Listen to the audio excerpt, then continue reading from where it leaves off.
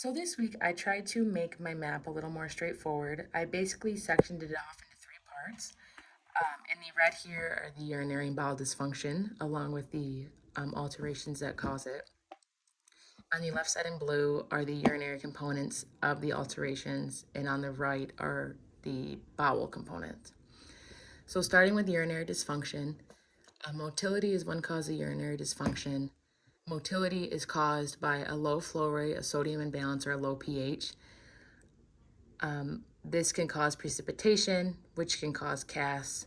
CAS can cause infections like glomerulonephritis or pyelonephritis, and it also blocks or can block the renal structures. Moving on down, neuromuscular function. This causes urinary incontinency or urinary retention, and this is pretty much caused by the timing of conscious elimination. And if you continue to go out, the failure of action potentials or stimulation of neurotransmitters or neurotransmitter production, these all go back to neuromuscular function causing urinary incontinency and retention. Continuing going down to patency. Patency is caused by adhesions, scar tissues, or tumors. These can cause ischemia or perfusion problems, and these ischemia perfusion alteration can cause hydronephrosis or hydroureter. And finally, going down for the urinary side, an alteration in perfusion. When there is an increase in oxygen, this can put stress on the organ because it's working too much, causing it to kind of malfunction. And when there is not enough oxygen,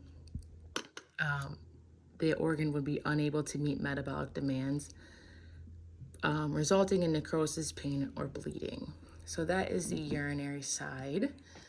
On the bowel dysfunction side, starting with, again, motility, one of the alterations of bowel dysfunction.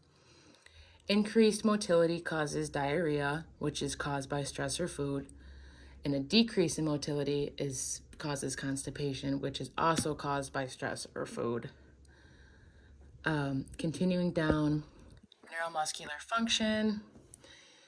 This can result in a loss of propulsion activity, and that can be caused by like abdominal surgery, for one example. It's also a side effect of narcotic analgesia, and it also is a result from reduced physical activity because you lose your mobility in the digestive tract. And then going down to patency. Patency is caused by lesion blocking in the intestinal lumen. Examples of these are tumors, polyps, or impacted feces, and it can cause a series of abdominal pain, and it can even impact venous return, resulting in edema or fluid and gas accumulation. So that's pretty much a brief overview of my map. I would say, to me, the subject I didn't really understand the most was patency. I wasn't really sure what it was when we first started this reading. And then after reading, and I think the way I mapped it out, it's pretty straightforward. With on bowels, it's lesions blocking the lumen, and the urinary tract, it's scar tissue, tumors, or adhesions, and it leads to ischemia, abdominal pain. It can lead to edema. So I think that after making this map, that kind of made that subject a little easier to understand. But other than that, I think that this was pretty straightforward, and I hope that it helped you guys learn a little bit.